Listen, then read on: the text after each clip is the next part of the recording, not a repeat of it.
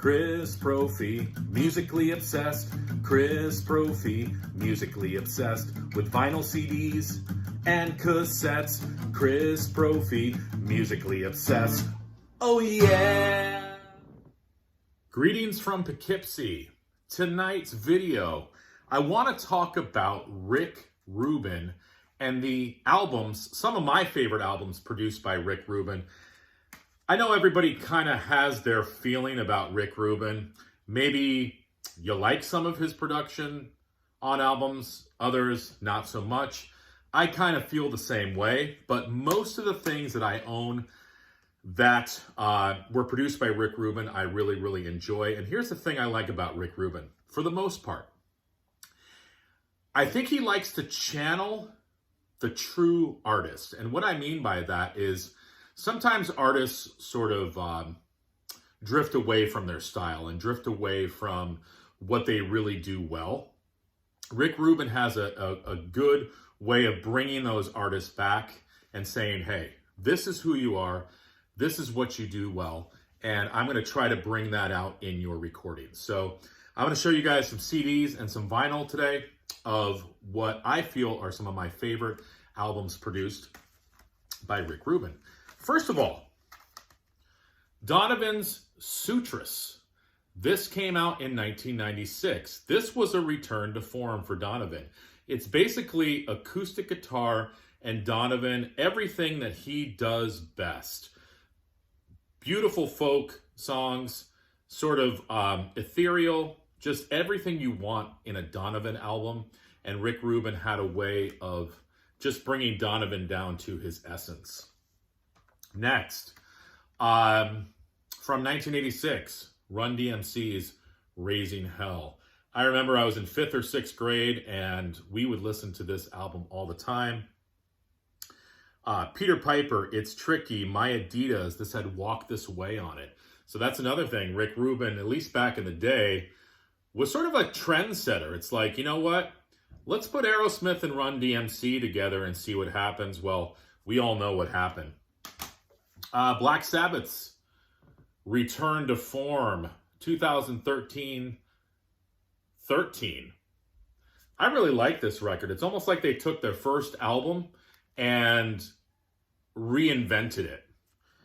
End of the Beginning, God is Dead, Damaged Soul, Dear Father, Pariah, just a bunch of great tunes on there. I'm a huge Neil Diamond fan, and Neil Diamond definitely lost his way in the 80s. He became very schmaltzy, and I still like those albums, but Rick Rubin said, hey, Neil, you got to start playing your acoustic guitar again. You got to start being the songwriter you were in the 60s, and let's get you going. And what a couple great albums he did for Neil Diamond. 2005's 12 Songs. If you don't have this, pick it up. And also 2008's Home Before Dark.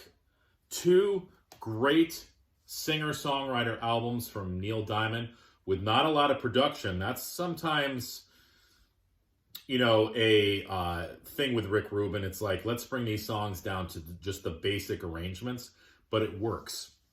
Now, let's move into the vinyl. For you metalheads, Rick Rubin's done a lot of great metal albums.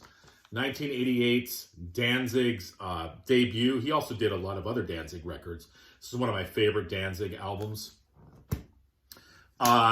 More metal. How about Slayer?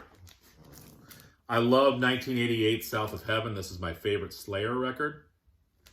But, you know, I also love Seasons in the Abyss. These two albums are my two favorite Slayer records. This would have been a killer double record, too. 1994, my favorite Tom Petty album, Wildflowers, produced by Rick Rubin. One of the latest produced by Rick Rubin, Neil Young and Crazy Horse, his new album called World Record. This is really good. This is, again, a return to form for Neil Young. Neil Young's been coming out with a lot of records, but this one, produced by Rick Rubin, really, really good. If you're into Neil stuff, pick this up. And I saved the two best for last. Rick Rubin is probably best known for what he did for Johnny Cash. He basically brought Johnny Cash back, made Johnny Cash cool and relevant again. And he basically said to Johnny, I just want you and your guitar. And he gave us 1994's American Recordings. This is my favorite of the American Recordings. He produced all of them, but I also really dig the follow-up, 1996, Unchained. Listen to the title track, Unchained. If that doesn't move you, then you don't like music. Rick Rubin, he's produced a lot of albums. I almost showed the soundtrack for Less Than Zero. That's a killer soundtrack.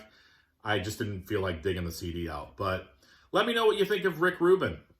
He's produced a lot of records, a lot of great ones. Some, Let me know in the comments below.